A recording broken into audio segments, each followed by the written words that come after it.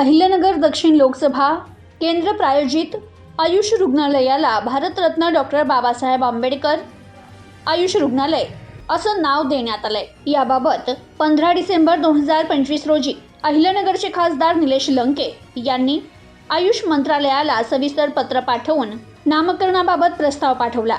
नामकरणामागील सामाजिक आणि संविधानिक भूमिकाही त्यांनी स्पष्ट केली। निलेश लंके यांच्या प्रस्तावाला मंत्री प्रतापराव जाधव यांनी अनुकूलता दाखविणारा प्रस्ताव राज्य सरकारकडे वर्ग केला।